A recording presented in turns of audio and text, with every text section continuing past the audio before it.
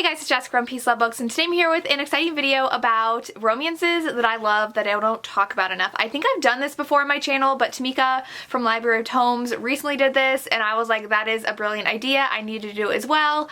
I will link her video down below. Please check it out if you have the chance. She has really great recommendations that I am constantly adding to my TBR. So she did talk about books that she loves, that she feels like she doesn't talk about enough on her channel. I've read a ton of romance. I read over 300 books last year. I've already read 16 books this year, so I don't have time to talk about everything I love, so I will go ahead and get to the books I love.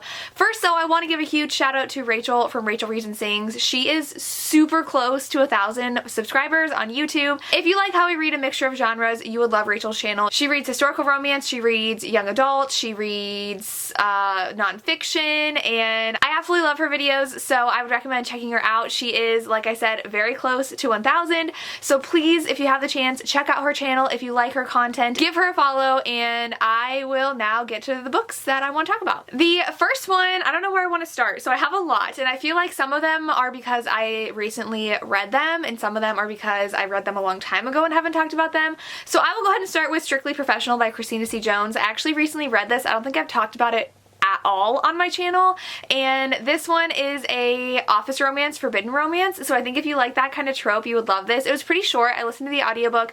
I love listening to Christina C. Jones's books. I read a majority of her books that I read through audio, and our heroine comes into town and she meets a guy and they really hit it off at a bar, and then they almost have something, but then her roommate kind of interrupts them, and then like they go their separate ways, and then she starts a new job as a lawyer, and the guy that is pretty much like taking her under his wing and like training her is the guy from that night, and so it's pretty forbidden. They don't want anybody to know once they do start hanging out with each other, and then they get jealous when they see each other around with other people in public because they can't be seen with each other. And it's great if you really like an office romance, and I love like lawyers and stuff. I don't know why, I just love reading romances about them, but it's fabulous. And she also has a little bit of drama going on at home with her parents and doing what they want to do. She has a jealous ex that's constantly trying to get her attention, and her parents still want her to be with that ex.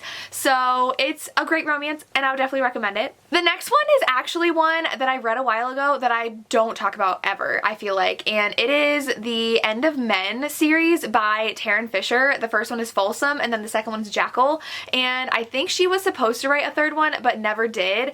This series is like so good. If you like dystopian, kind of like Handmaid's Tale, it's a society where there are very few men left who can have babies, like they actually like can reproduce, and so they are known as, I think, the End Men, and it is their job to like go around the country and impregnate women, and they're treated like celebrities.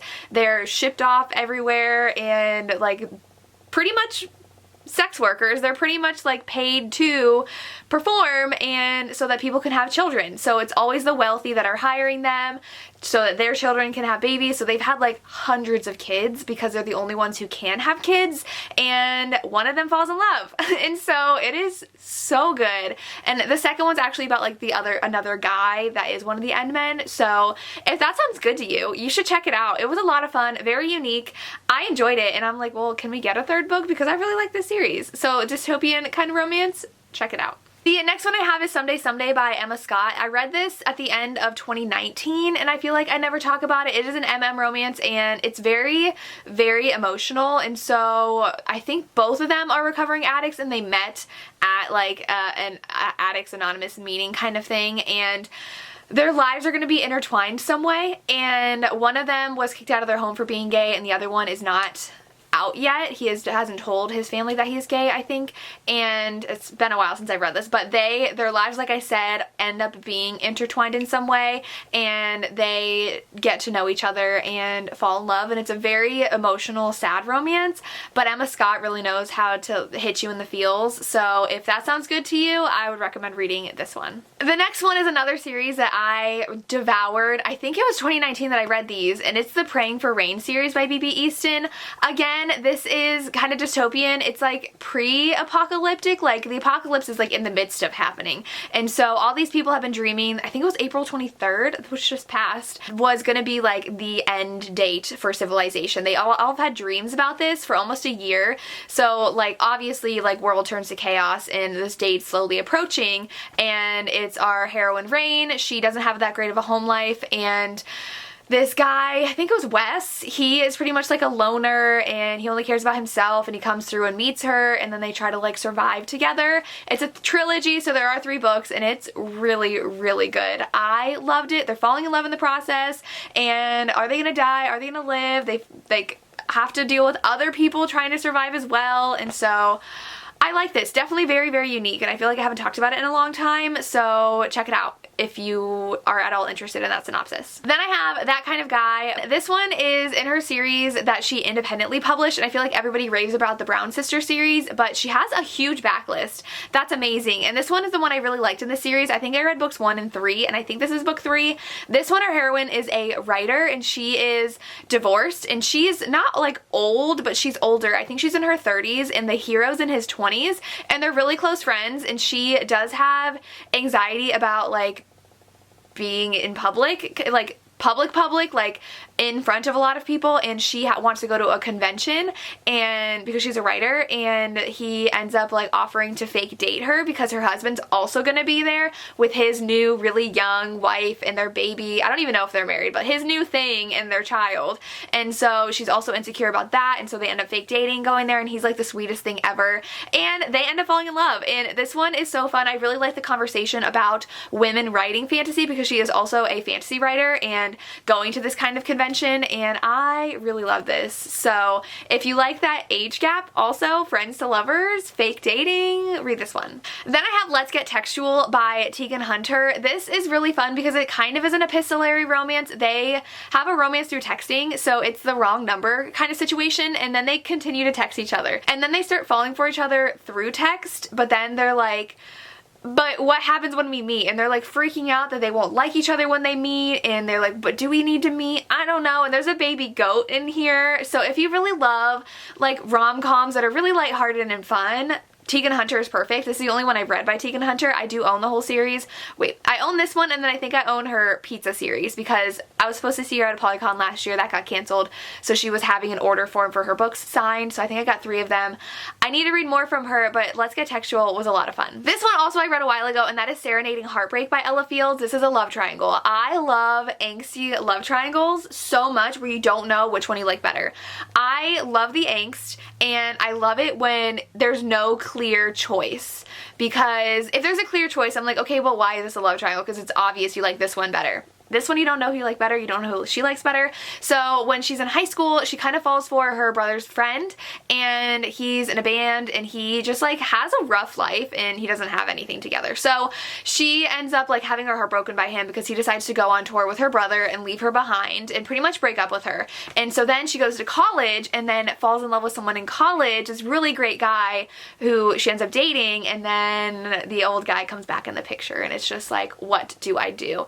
Very emotional, very angsty love triangle. I know not a lot of people love that, but if you like a good love triangle, read this book. Then I have a dark romance for you, and that is by Monica James. It's a dark romance. Our hero gets out of prison, and he's seeking revenge on someone. So I don't want to say like too much, because I don't remember what's revealed when, but he goes back to this town and is trying to seek revenge on people who wronged him for a specific, very, very heartbreaking reason, because we get a flashback of the scene with what these people did, and it's really hard to read because he is very angry about what happened for a good reason.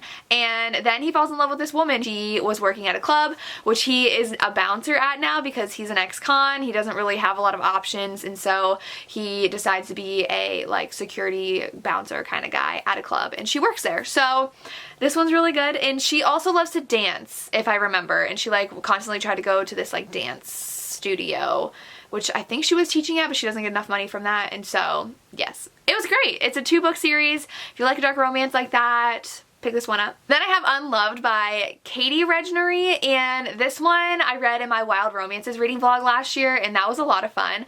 This one, our hero, his dad was a serial killer, and he is like petrified that it runs in his DNA and that he's gonna be a serial killer as well. So he's been living in the middle of the woods with his mom and another family member, I think it was his grandfather. Both of them have passed away now, so he just like lives in this cabin by himself, and our heroine lost a loved one, and she is going up this mountain because he had texted her like this mountain name, and she decided to go and into the mountain. So definitely trigger warnings for loss of loved ones, because we do get that in the very beginning. It's like barely hits you that she lost her fiance or like boyfriend, loved one, to a mass shooting. And so she decides to climb this mountain, and she's instantly attacked when she's on this mountain, and our hero saves her. So she's like being attacked by someone, and he saves her, and I think he like kills that guy in the process, and then takes her to his cabin for her to recover. And it was really good. They start falling for each other, but then he's like, no, I'm a bad person because my dad was a bad person, so I'm gonna be a bad person. And it just like, are you in control of who you are and your own future? And it was really adorable. I really like this one. If you like a secluded romance, because they are in the middle of the woods in a cabin together, you would enjoy this one. Another dark romance I have is Auntie Up by Christina C. Jones. In this one, our heroine works for like a casino, but she's also a really great professional gambler, like poker player, and she's trying to get enough money to enter a really big competition. And then she does have some family issues, so like her brother gets into a lot of trouble, and she has to help take care of things that he's involved in with bad people. She gets the attention of the owner of the casino, and it's really great. If you like the whole like gambling Vegas kind of setting, I think you would enjoy Auntie Up. Then I have Office Hours by Katrina Jackson. This one I don't really talk about because I recently read it, and it is shorter, and it is a workplace romance. So our heroine is a professor, and so is our hero, and they are really like worked to the bone. She, especially because she's trying to get tenure, I think, and is just like working nonstop and constantly like grading and teaching, and then he is also a professor, and it's their romance, and it's really cute. So she's always like had a thing for him, and he like notices her, and then he's like, I think I want you, and it goes from there. I really enjoyed it. If you like a not high stakes romance that's a workplace, like it's kind of forbidden, but like not really, but kind of, because I don't know if they're supposed to be together, but it was a lot of fun. I liked it, but they are two extremely overwhelmed, overworked people, so if that makes you anxious, don't read this, but I enjoyed them learning to be together like through work and around their work that they have. The next one, you guys, if you've been following me for a while, you're like, you talked about that all the time, but I haven't talked about it in such a long time, and that is Raised by Tilly Cole, because I recently read Twisted Emotions by Cora Riley, whatever the first book in the Kimura Chronicles is, and it reminded me so much of Raised because he's a fighter, and in Raised, he's an underground fighter. In Raised, our heroine is the daughter of like a really high up like mafia person, and she's always been destined to marry this guy from her childhood who she's been in a relationship with, but more so she's been with him because she makes him good. He's a really bad guy, and she's the only thing that kind of keeps him grounded, kind of. And this guy ends up being shown to us in this like awful prison of like forced underground fighting where they're pumped full of drugs and like told to fight each other, and there's a prison break, and he gets out, and he's only known the name of the person who's the reason he's there, which is the name of our heroine's fiance. And so he tracks him down and ends up entering his underground fighting club, where like the last fight is like the fight to the death, I think. So he really wants to fight the guy that was the reason he's in the jail so that he can kill him, and she ends up falling in love with the fighter, and it's so good. I feel like the Kimura Chronicles is giving me those vibes, and it's making me like obsessed with the Kimura Chronicles right now. I immediately jumped into book 2. I'm vlogging reading the first 3 Kimura Chronicles so that I can put a vlog up on my channel because it's so good, and I know that series is really hyped, and if you like that, I think you would love Raised. I personally loved it. I didn't like book 2 really that much, but book 1 is amazing. Then I have Happily Ever Afters by Elise Bryant. This is the only young adult book on this list, I think, but it is really adorable, and I really want to talk about it. So our heroine writes romance, and I don't know about you guys, but I love books about readers or writers, and her mother ends up entering her into a like performing arts school, and it's like the writing program she gets to go in. I don't like a liberal arts school, I don't know what to call it, and so she gets in, but she's never shared her writing with anybody, just her best friend. And so she feels like she's not good enough, and she like freezes and freaks out and can't write anything when she's in the school. And so her best friend is like, well, we need to make you a meet cute, and we need to make you have a romance like the romance you write, so you're inspired by real life to be writing again. And so she sets her sights on this like hotshot guy at school. Parents are super rich. He's in the writing program too, and she like is like, that's the guy it'll happen with. But she kind of likes her neighbor, who's like the dorky, adorable nerd who loves to cook because his mom's a professional chef, and it's adorable. And it's kind of a love triangle, but the author says it's not a spoiler to say like who it's with, so I think you can guess who she's supposed to be with by the end of the book. But I really enjoyed this, and I think that if you like young adult romances and if you like romances about writers, you would really enjoy this one. And the last one I have is Beautiful and Dirty by Katrina Jackson. It's because I recently read this past month, or last month. The months run together. I've read it recently, and this is a kind of mafia romance, but it doesn't focus on the mafia because our heroine is on vacation with her very long-term boyfriend, and the vacation makes her realize how much she hates her boyfriend, and so she like leaves him at the hotel because he was being annoying about something, and goes on her own and has a day to herself and goes to this restaurant where our hero is having dinner. It's like where he does like meetings and stuff, and he's instantly captivated by her. They have a moment together, and it's great. It's super short, but it's really great. There's cheating on both parts. I hate cheating in books, but I really didn't mind the cheating because both of their spouses are awful anyways. Well, her boyfriend and his spouse are just awful. But it was a lot of fun. It was really short, and I already bought book 2 because I'm super excited to read more in this series, and it's about a hitman in book 2, so I can't wait for that.